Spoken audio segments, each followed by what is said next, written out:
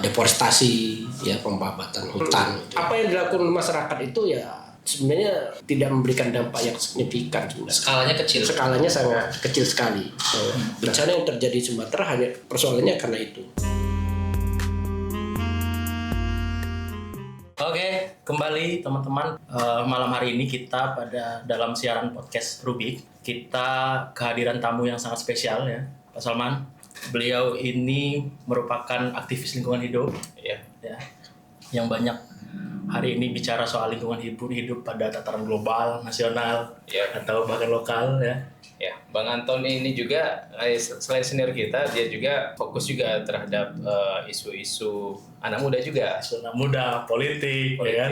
Jadi cocok ini kan? Cocok. Persoalan lingkungan hidup ini kan banyak beririsan dengan urusan politik. Iya, keputusan-keputusan politik yang pada akhirnya kebijakan-kebijakan itu melahirkan sesuatu yang nanti lahir cabang-cabangnya, termasuk lingkungan hidup. Iya, betul. Sehat, Bang? Alhamdulillah sehat. Apa kabar kalian berdua? Ini dari nanam pohon apa emang dari rumah ya? Ya dari rumah. Kalau nanam pohon udah berapa hari yang lalu lah. Kita nanam pohon, insya Allah di bulan Februari nanti kita tanam 53.000.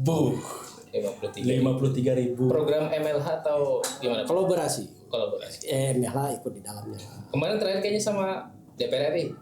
Oh ya, kemarin kita lanjutkan program Eco Smart School di sekolah-sekolah gitu. Memberikan edukasi kepada adik-adik kita di usia dini. Kita juga nanam pohon, udah tuh buat biopori. Instalasi biopori ya. Iya, udah tuh pengelolaan sampah gitu dan lain-lain. Terima kasih Bang udah mau mampir nih di meluangkan waktunya di studio kita yang nggak seberapa ini. Luar biasa nih, terima kasih udah disiapkan kopi juga ini oleh Rubik ini. Jadi Bang, kita sebetulnya memang hari ini sengaja untuk undang Abang gitu kan. Iya. Belakangan ini kan kita tahu isu mengenai lingkungan hidup ini sangat krusial ya.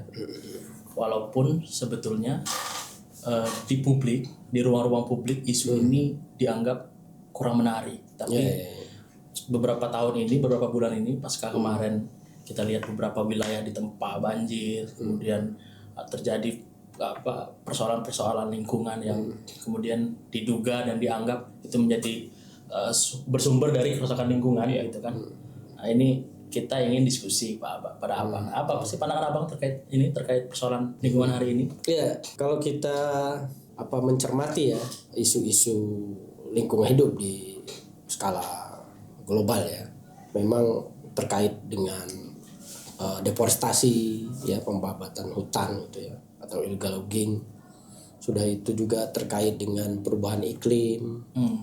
Lalu soal sampah gitu, soal polusi baik di udara, air, tanah. Setelah itu soal pembangunan infrastruktur yang tidak ramah lingkungan dan lain sebagainya. Itu memang isu-isu yang ini lagi hangat dan menarik gitu. Yeah. Terlebih lagi kalau dalam konteks Indonesia, beberapa bulan yang lalu kita sama-sama sudah menyaksikan ya, ada sebuah bencana besar yang ada di Sumatera gitu. Sebenarnya bukan hanya di Sumatera sih, di hampir di seluruh wilayah di Indonesia terjadi longsor, banjir yang itu disebabkan oleh tangan-tangan manusia tentunya. Gitu. Benar nggak Pak Ustadz? Iya, siap Bang. Iya. Bang, jadi nyambut nih Bang ya, soal krisis lingkungan tadi. Jadi krisis iklim tadi itu sebenarnya benar-benar krisis atau isu yang dibesarkan sih Bang kalau saat ini? Enggak dong. Kalau kita bicara soal krisis lingkungan, krisis iklim, fenomena yang terjadi di Indonesia itu bukan hal yang bisa besarkan. Kenapa banjir di Sumatera kan sudah bisa kita bisa menyaksikan sendiri kan ya. Itu karena tutupan hutan kita itu sudah habis, sudah rusak. Diganti dengan perkebunan sawit, sudah tuh ada pertambangan gitu kan, banyak lahan-lahan tambang yang itu menggerus wilayah-wilayah hutan gitu. Dan itu penyebab banjir. Nah, dari banyak penelitian, dari banyak orang yang langsung ke lapangan itu sudah bisa memastikan bahwa bencana yang terjadi di Sumatera hanya persoalannya karena itu. Dan sisa-sisa banjir juga bisa kita lihat dengan mata telanjang. Banyaknya pohon, kayu-kayu besar yang ditebang itu kan mengindikasikan bahwa di hulu itu sudah terjadi kerusakan. Illegal logging besar-besaran. Illegal logging besar-besaran atau alih fungsi lahan besar-besaran gitu. Nah, bisa hutannya diganti pohon sawit gitu kan, atau itu tadi hutannya sudah banyak tambang-tambang liar atau tambang-tambang skala besar yang mengindahkan dampak lingkungan gitu. Jadi sebetulnya kita kan ini sih Bang, hari ini kan yang kita lihat pemerintah itu selalu menarasikan bahwa ya tentu kita bisa memisahkan ya. Kalau konteksnya hutan, ini kan hutan, ada hutan produksi, ada hutan konservasi gitu kan. Abang memandangnya seperti apa sih? Bukankah begini? Masyarakat itu kan selalu terbentur dengan yang namanya kebutuhan. Sementara alam punya keterbatasan gitu kan. Betul.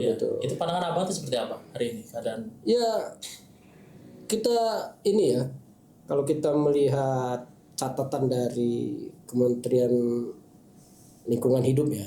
Ini data, kita ambil data dari pemerintah aja lah gitu. Deforestasi hutan di Indonesia itu di tahun 2023 itu mencapai 121.000 hektar gitu. Nah, luas lahan di Indonesia di tahun 2024 itu kan 95,5 juta hektar. 91%-nya berada di kawasan hutan. Nah tentu hutan kita ini kan bermacam-macam ya. Ada hutan lindung, ada hutan kemasyarakatan, ada hutan milik masyarakat gitu kan. Nah, menjadi persoalan sebenarnya ketika masyarakat itu ya, kebutuhan masyarakat itu meningkat ya, soal ekonomi. Lapangan pekerjaan kita mungkin sedikit ya, sehingga menyebabkan masyarakat itu mencoba mencari penghasilan lain gitu, dan yang di depan mata mereka ada hutan, hasil hutan yang bisa dimanfaatkan kan gitu. Nah, sehingga masyarakat itu mencoba untuk berbisnis tanda kutip ya, mencoba mengambil keuntungan dari hasil hutan sebenarnya. Nah, itu untuk kebutuhan kehidupan sebenarnya, untuk kebutuhan kehidupan. Dan apa yang dilakukan masyarakat itu ya sebenarnya tidak memberikan dampak yang signifikan sebenarnya. Skalanya kecil. Skalanya sangat kecil sekali. Nah, tetapi yang justru menarik adalah kehadiran perusahaan-perusahaan besar gitu ya, yang memanfaatkan lokasi hutan tersebut untuk kepentingan perusahaan penanaman sawit misalkan atau pertambangan. Itu justru yang menggerus banyak sekali hutan-hutan yang ada di Indonesia. Gitu. Kalau kita catat ya selama hampir hingga tahun 2024 ya, itu selama 35 tahun Indonesia sudah kehilangan 18 juta hektar hutan alam kita. 18 juta hektar itu yang seharusnya nggak tereksploitasi ya? Iya. Atau memang boleh? Ya kehilangan itu. Artinya kan selama itu sebanyak itu kan hutan itu harusnya dimanfaatkan sebesar-besarnya gitu. Secara seimbang gitu. Tapi ini dirusak habis. Ini hutan benar-benar hutan gitu loh. Benar-benar hutan kita. Nah, artinya apa? Di periode 35 tahun itu ya. Indonesia itu telah kehilangan luasan hutan yang sangat besar sekali gitu. Hingga tahun 2024 gitu. Rasio keberadaan hutan yang berkurang ya kan, sehingga menimbulkan terjadinya bencana itu tadi kan gitu. Artinya kan sebetulnya kita kalau bicara isu lingkungan ini memang betul-betul sangat penting ya, sangat strategis ya. Ini tentu global dan nasional. Ya, itu satu satu isu saja soal deforestasi gitu. Sebenarnya kan bicara soal lingkungan itu kan bukan hanya soal deforestasi saja, banyak hal gitu. Nah, seperti soal pencemaran, udah itu soal sampah, soal perlindungan mata air dan lain-lain kan gitu. Nah, kita lihat sungai-sungai yang ada di Indonesia ini kan sudah banyak juga yang tercemar gitu. Tercemar.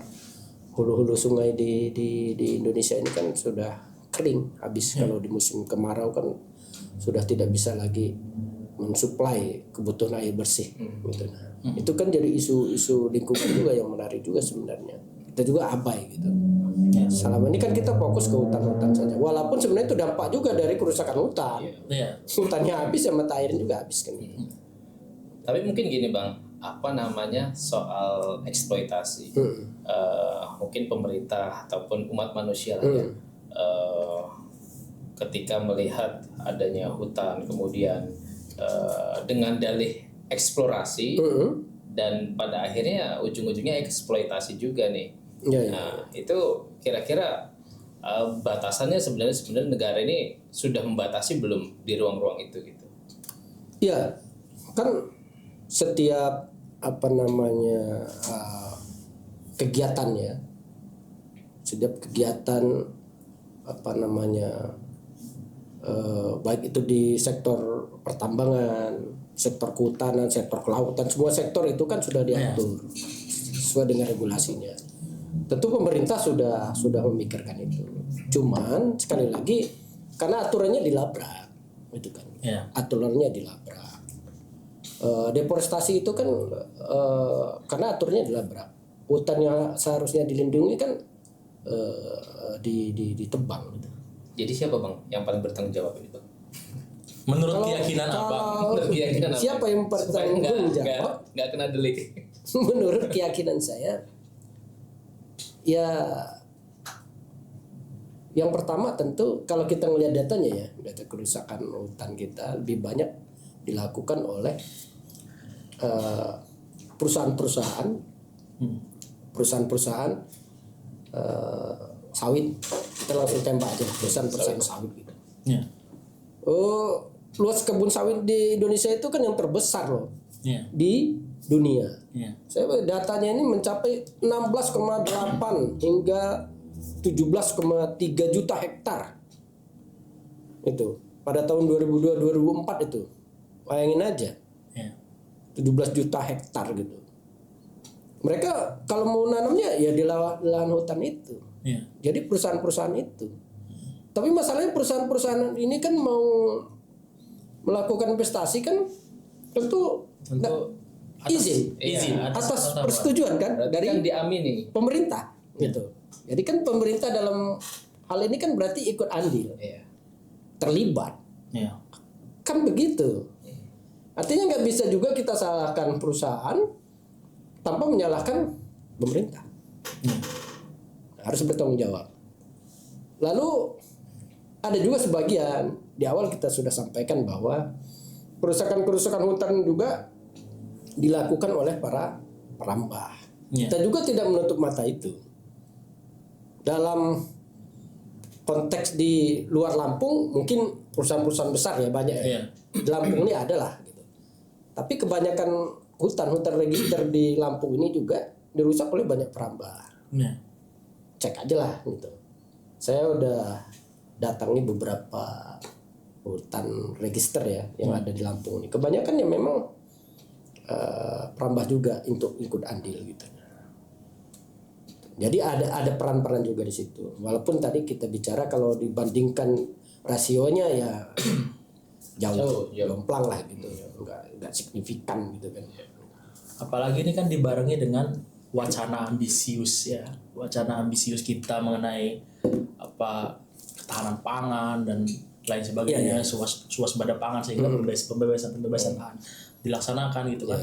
Nah ini menurut Abang seperti apa yang terjadi hari ini dalam konteks nasional ya, dalam konteks nasional atau Lampung lah yang Abang lihat hari ini? Sebetulnya keadaan Provinsi Lampung hari ini masih dalam skala hijau aman, atau ada tanda-tanda ke depan apabila kita tidak melibatkan banyak simpul aktivis dan gerakan, ini akan menjadi persoalan gitu kan. Ini akan menjadi darurat tersendiri bagi kita di Lampung. Ya tidak bisa dihindari ya, namanya pertumbuhan ya, pertumbuhan.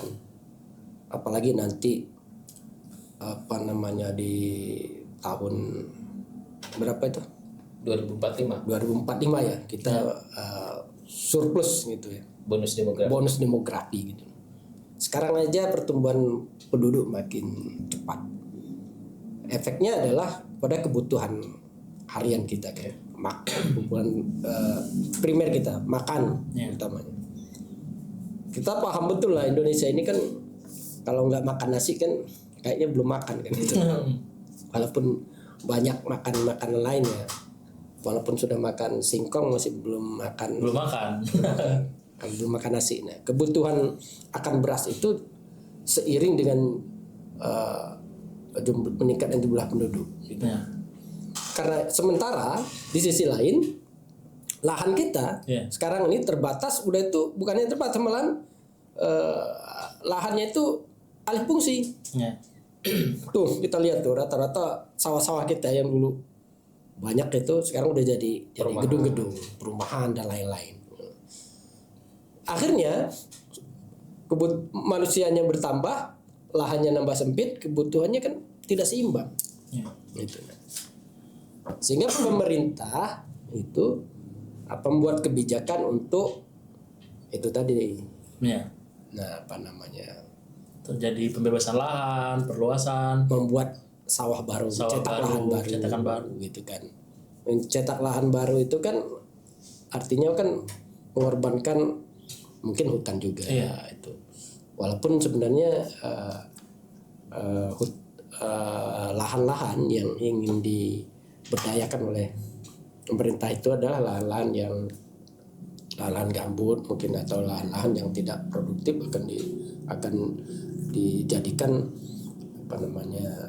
lahan untuk kebutuhan pangan gitu kan. Nah, kalau bicara Lampung, kalau stok pangan Lampung ya, kalau bicara stok pangan ya, stok beras misalnya, beras ya sebenarnya relatif aman karena memang ketersediaan lahan di Lampung udah cukup stabil. Tapi yang paling penting sebenarnya bukan soal mencetak lahan aja. Yang paling penting bagi kita adalah intensifikasi pertaniannya. Kalau itu bicara beras, produksi beras kita 1 hektar itu masih kalah dengan Vietnam misalnya.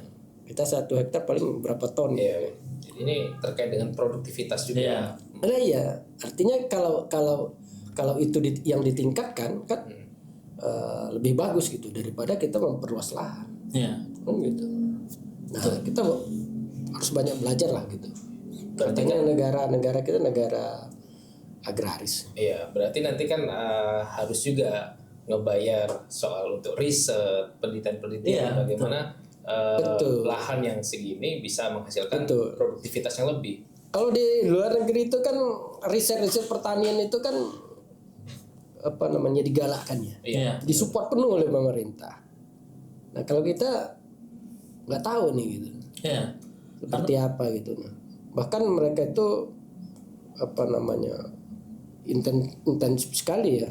Kalau bicara soal pertanian. Petani itu diberikan bekal ya. Bukan hanya bekal peralatan gitu ya. Bantuan bibit, bantuan pupuk, tetapi dibekali dengan pendidikan, pengetahuan. Itu yang paling penting. Itu penting. Bagaimana petani kita cerdas mengelola lahan, yang sempit menjadi produktif gitu. Itu juga penting. Udah itu di petani kita juga didampingi gitu. Kita banyak penyuluh ya, penyuluh pertanian, penyuluh kehutanan lain-lain. Tapi mungkin kurang apa ya? Kurang maksimal. Maksimal. Gitu. Karena diskusi yang seperti ini yang bicara soal lingkungan hidup ini harus kita akui ini sangat minim dalam konteks lokal Lampung ya Bang ya. Sementara kita terus fokus terhadap hal-hal yang sifatnya project ambisiusnya. Benar. Iya. Project makan bergizi gratis misal. Di situ ada kebutuhan telur, ada kebutuhan beras yang lebih, ada kebutuhan-kebutuhan yang itu bersinggungan dengan alam. Betul. Tapi diskusi yang kemudian mengarah pada nanti hasil daripada sampah dapur MBG ini pemerintah mengawal sampahnya kemana? Itu kan yang menurut saya perlu ini Bang ya. Betul. Sekarang kalau kita bicara sampah ya, sebenarnya Indonesia itu kan darurat sampah ya. Iya. Darurat sampah. Satu rumah itu 2 kilogram ya per hari. Bisa nyampe lebih. Bisa lebih ya. Minimal 2 kilogram gitu. Nah, 2 kilo. karena kalau kita lihat ya data volume besar ya, sampah di Indonesia itu 69 ton. 69 ton sampah per tahun sebagian dari rumah tangga. Sampai Indonesia. Nah, kalau di Lampung, saya punya data nih. Jadi di Lampung aja, terutama di Bandar Lampung nih yang paling banyak. Timbunan harian sampah kita itu 700 sampai 800 ton per hari. Per hari. 700 sampai 800 ton per hari. Banyak itu. Banyak.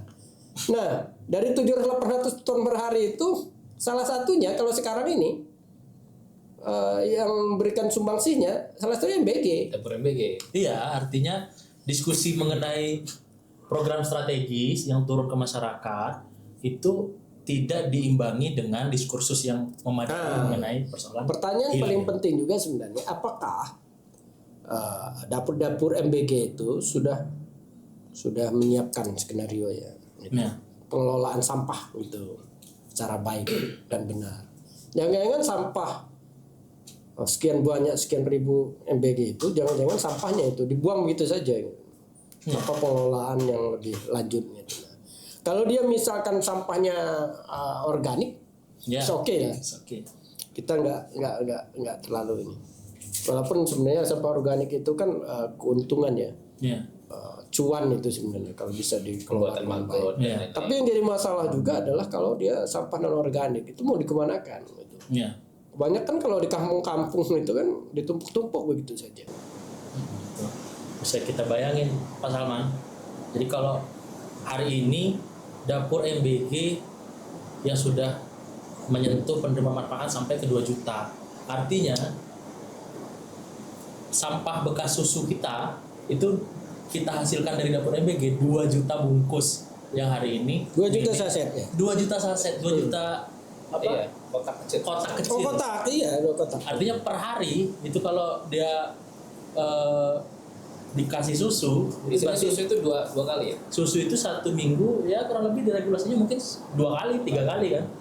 Yang intensitasnya sangat besar. Itu baru susu aja, variabel susu. Belum sampai yang lain. Sementara diskursus publik yang sangat minim ya kan. Kita lihat isu-isu di seluruh kanal media sosial di Lampung tidak pernah satupun yang bicara soal itu. Ini menarik sebenarnya. Keterlibatan kaum muda ya, kelompok-kelompok muda. Kelompok-kelompok muda ini, terutama Gen Z ya. Gen Z. Itu kan kesukaannya ya, kepeduliannya itu terhadap lingkungan itu termasuk yang lumayan lah tinggi. Gitu. Ini sebenarnya momentum bagaimana mengajak kelompok-kelompok muda itu agar peduli dengan sampah tadi, lingkungan. Kita apresiasi misalkan program MBG karena untuk memberikan apa namanya gizi kepada siswa agar lebih cerdas gitu kan misalkan.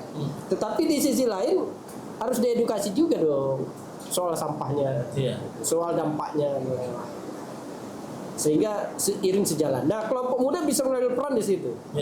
Gen Z itu bisa ngambil peran di situ, pengelolaan sampah dan lain-lain, edukasi dan lain-lain. Itulah yang MLH coba lakukan kemarin. Di program Eco Smart School itu sebenarnya tujuannya seperti itu. Harapannya sih bisa memberikan dampak yang lebih luas nanti, bukan hanya ke sekolah-sekolah di lingkungan perserikatan, tapi lebih luas lagi ke seluruh sekolah-sekolah yang ada, terutama yang memang ada dapur MBG-nya. Ya. Di lingkungannya ada dapur MBG-nya. Berarti ini sebenarnya masih PR bagi pemerintah juga ya Bang ya. Betul. Ketika mengeluarkan kebijakan, dampak dari kebijakan itu kan perlu dikaji lagi. Iya, efek dominonya seperti apa gitu. Seperti tadi kata Bang Amri soal ketika mengeluarkan kebijakan MBG, tapi diskusi soal sampah, diskusi soal isu lingkungannya itu yang belum sampai ke masyarakat juga gitu. Nah, di situ kita perlu melakukan penelitian kembali ya. Uji sampel aja lah di beberapa MBG. MBG misalkan cobalah 10% dari MBG yang sudah beroperasi hari ini coba kita uji, kita teliti bagaimana pengolahan sampahnya. Itu bisa menjadi cerminan. Kalau pengolahan sampahnya baik, ya alhamdulillah. Tapi kalau tidak, maka harus segera. Sebelum ini terlanjur MBG nambah banyak. Ini kan baru tahun pertama, gitu. Karena ini kan masih panjang gitu. Dari sekarang kita sudah mulai bergerak gitu. Kalau tidak nanti darurat sampah juga itu. Gara-gara yang tadinya kita berharap ini program dapat menggenjot dari sisi pertumbuhan ekonomi, kemudian gizi generasi kita, tapi justru muncul persoalan baru yang justru malah mengurangi esensi. Itu dari satu sampah. Tapi yang menarik lagi itu tadi sih sebenarnya. Kalau saya sih soal ketersediaan kebutuhan pangan. Pangan, ya. Itu MBG tadi. Selama ini misalkan berasnya dari mana sih? Apakah dari lokal Lampung? Atau kebutuhan telurnya dari mana? Gitu. Katanya pemainnya nggak banyak ya. Artinya yang sup itu kan nggak sampai nyentuh masyarakat itu untuk berpartisipasi. Ya, silakanlah itu ya. Kita nggak saya maksudnya begini loh. Terkait dengan beras itu kan terkait dengan sawah tadi loh. Oke. Adanya lahan tadi, intensifikasi tadi, butuh lahan tadi. Kalau lahannya udah baik, intensifikasi pertanian bagus, insya Allah kebutuhan akan beras, terutama untuk MBG juga khusus cukup dari Lampung saja. Itu juga dengan sayur mayur dan lain-lain khusus untuk di Lampung aja. Gitu. Itu kan untuk meningkatkan kesejahteraan petani yang ada di Lampung, sehingga yang tadinya bergantung kepada hutan bisa dengan program itu bisa memberikan dampak. Jadi masyarakat sekitar hutan itu bisa diberdayakan gitu loh dengan program MBG itu sebenarnya. Misalnya kalau di tempatmu, kampungmu di tanggamu itu di Gisting misalnya. Ada kawasan yang register itu ya. Kan lereng-lereng itu kan sudah ditanami kol itu dah. Itu register kan itu dah. Ya kan? Bisa kan itu memberi dampak gitu. Hasil-hasil mereka ke MBG gitu. Nah, apa kompensasinya gitu? Apakah hutannya yang mereka babat itu ditanami kembali gitu? Tapi mereka juga hasil daripada pertanian itu bisa diterima di MBG gitu. Sampai sejauh ini Bang, Abang kan sudah lumayan intens ya, maksudnya bersinggungan dengan masyarakat, bertemu dengan persoalan-persoalan yang muncul di lapangan gitu. Apa sih Bang tantangan yang paling menurut Abang ini sangat krusial dan akhirnya menjadi hambatan kita dalam mensiarkan mengenai kepentingnya berwawasan lingkungan dalam segala lini kehidupan itu, apa menurut Abang? Iya, yang paling utama itu itu kesadaran masyarakat terhadap lingkungan hidup kita. Nah, membangun kesadaran itu kan memang tidak mudah. Kesadaran itu kan dibentuk dari sejak kita kecil. Makanya edukasi soal lingkungannya, edukasi soal sampah dan lain-lain itu kan dimulai dari TK, dari SD gitu kan. Kesadaran itu muncul tidak tiba-tiba. Karena itu yang paling utama adalah bagaimana kita mengedukasi masyarakat pentingnya menjaga lingkungan hidup kita. pentingnya masyarakat tidak membuang sampah sembarangan. Gitu. Lebih dalam lagi, pentingnya masyarakat memilah sampah.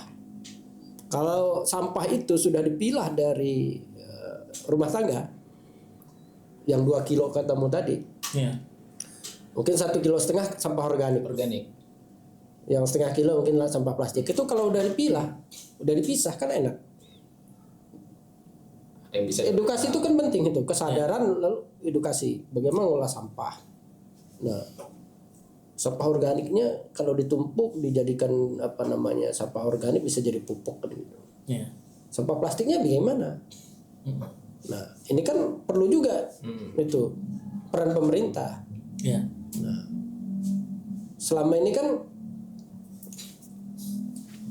sampah itu kan pertama memang dijadikan satu, tidak dipilah.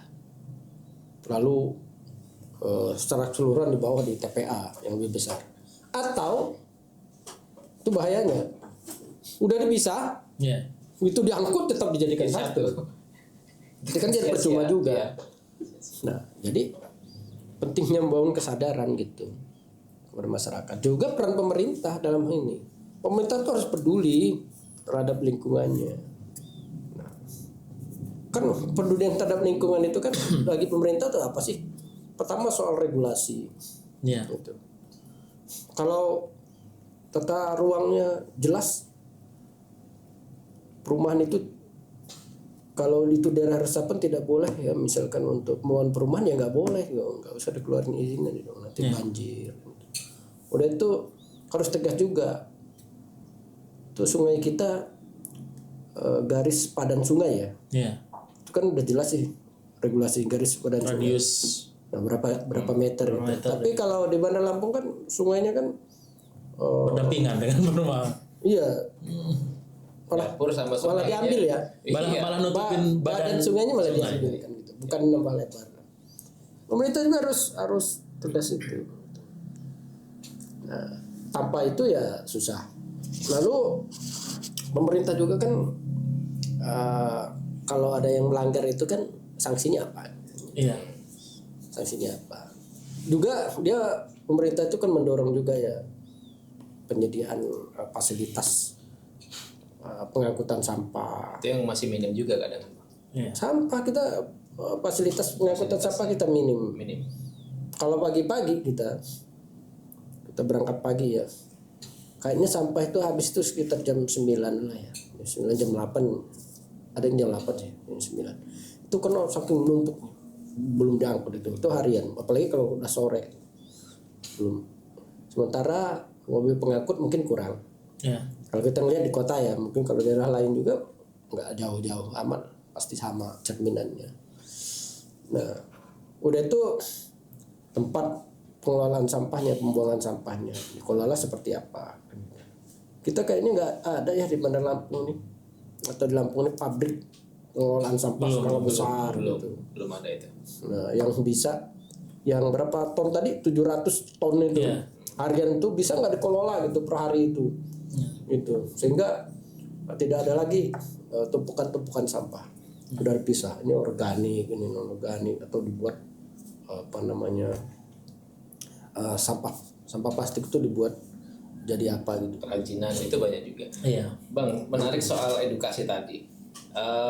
Salman itu pernah coba ngebuka diskusi gitu bahwa pemuka agama ketika khutbah Jumat, ketika pemuka agama misalkan agama Islam atau Kristen pada jemaahnya masing-masing, itu kan sah-sah aja gitu ketika isi khutbahnya soal isu lingkungan gitu. Yang hari ini bisa berapa sih persentasi ustadz ataupun romo gitu yang ketika dia khutbah isunya isu lingkungan itu masih jarang banget gitu. Ya, ini penting juga. Jadi sarana edukasi itu kan bukan hanya seminar, diskusi, ngajar gitu kan. Salah satu sarana edukasi itu ya melalui khutbah Jumat atau kebaktian di gereja dan lain-lain.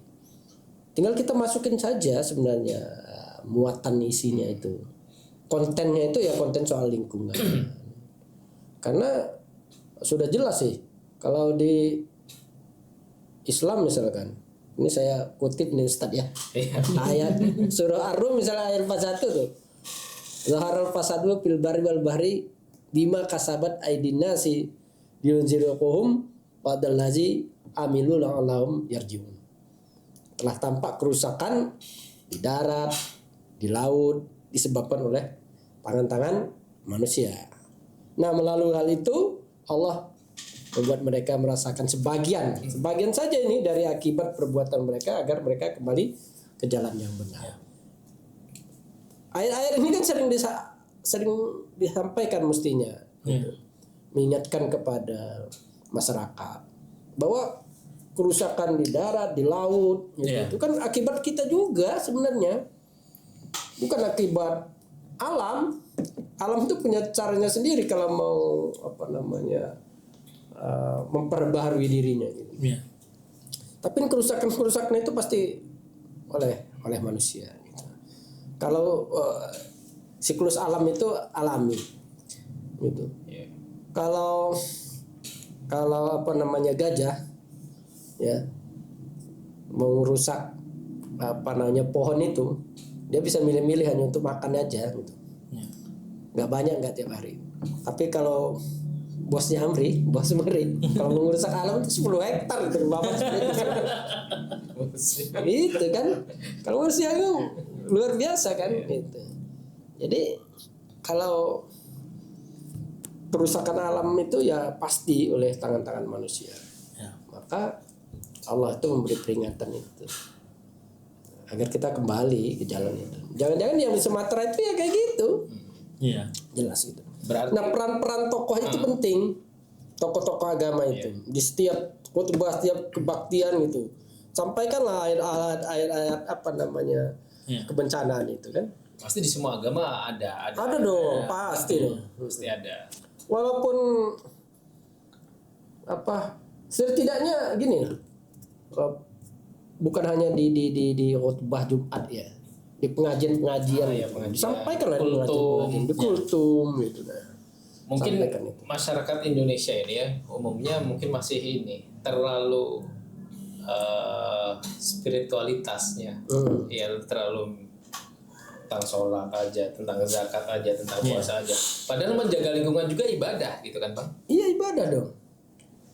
Nah sekarang kalau lingkungannya rusak ya, rumahnya kebanjiran, gimana dia mau sholat? Iya.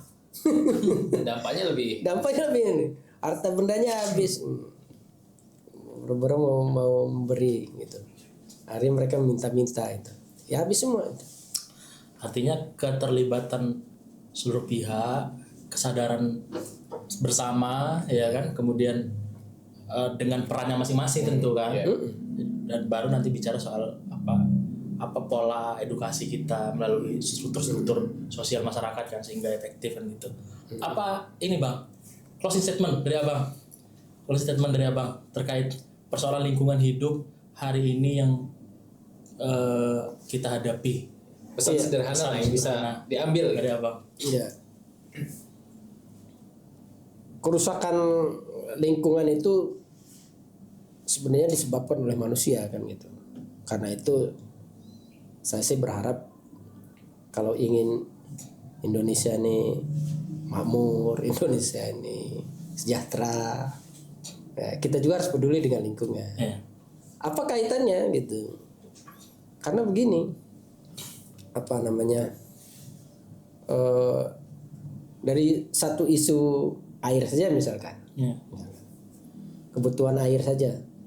Kalau air kita rakyat Indonesia ini kekurangan air saja karena kerusakan hutan, itu, maka kita akan krisis ekonomi, kelaparan gitu kan, nggak ada air gitu. Karena kebutuhan air itu penting untuk konsumsi kita, untuk kebutuhan industri misalkan, untuk kebutuhan sehari-hari gitu, untuk kebutuhan pangan kita. Gimana mau nyawa, airnya nggak ada, maka kelaparan gue bilang tadi itu kan, karena soal ekonomi. Itu dari air saja gitu, belum dari persoalan lainnya gitu. Karena itu menjaga lingkungan itu penting bagi kita semua. pengabaian terhadap lingkungan berarti pengabaian terhadap kehidupan gitu. Oke, quotes. Oke, pengabaian terhadap lingkungan adalah pengabaian terhadap kehidupan kita. Oke, terima kasih Bang sudah memberikan dakwah singkat, insight baru. Insight baru. Ini ngobrol-ngobrolnya ngobrol anak muda ini luar biasa.